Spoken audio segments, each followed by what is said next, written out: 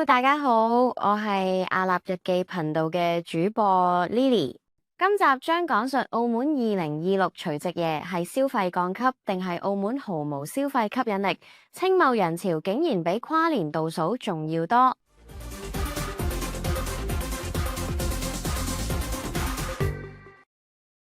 2026除夕夜燈火通明，街道上滿係歡聲笑語。然而，作為一名居民，我心中卻有啲淡淡嘅失落。根據研究，澳門居民嘅年收入竟達57萬蚊，但呢個令人驚豔嘅數字卻並未轉化為對本地經濟嘅實質貢獻。好多人選擇唔喺澳門消費，究竟係消費降級，定係呢一座城市嘅消費吸引力不足呢？我從旅遊塔倒數完之後前往青茂，沿途嘅景色雖然美麗，但我心中卻不禁思考住澳門嘅消費環境。青茂口岸嘅繁忙讓我大感意外，呢度嘅人流竟然比旅遊塔嘅跨年活動仲要多。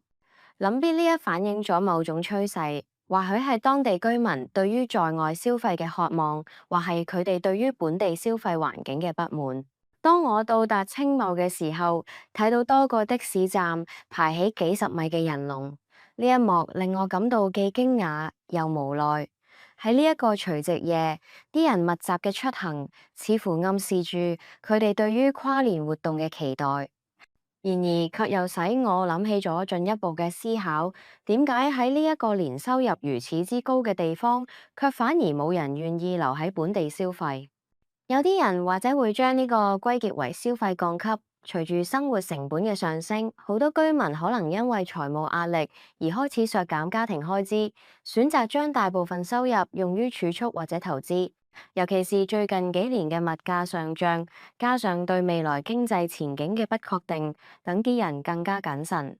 然而，我自身嘅觀察話俾我聽，呢個並不僅僅係消費降級嘅問題。我嘅一啲朋友對於喺澳門消費嘅態度卻係相當冷淡，原因多種多樣。首先，澳門嘅商業環境似乎冇跟上時代嘅發展，存在較為單一嘅消費選擇。好多居民喺尋求消費時，往往發現難以揾到嘅新穎又具吸引力嘅項目。喺咁嘅環境底下，難怪會有人選擇去其他地方消費，尋求更具多樣性嘅選擇。我細思極恐下，澳門嘅消費吸引力到底喺邊度呢？作為一座以旅遊業為主嘅城市，澳門嘅餐飲同埋娛樂業無疑有其優勢。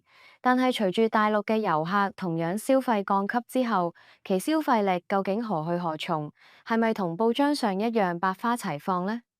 此外，澳門嘅部分商場雖然繁華，卻存在住價格同當地收入水平不相符嘅問題。商品價格普遍高於珠海1倍，一杯手搖飲品可以低至4蚊，叫澳門小店點樣招架？喺青茂嘅現場，我睇住周圍熙熙攘攘嘅人群，內心感到有啲矛盾。人們渴望出去，卻又對留喺本地抱有期待。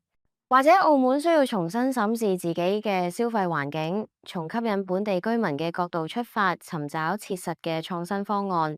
只有咁，先至能夠俾人喺呢片土地上重新燃起消費嘅熱情。今晚嘅跨年活動係本地消費力吸引不足，定係消費降級大家都冇錢？歡迎留言話我知。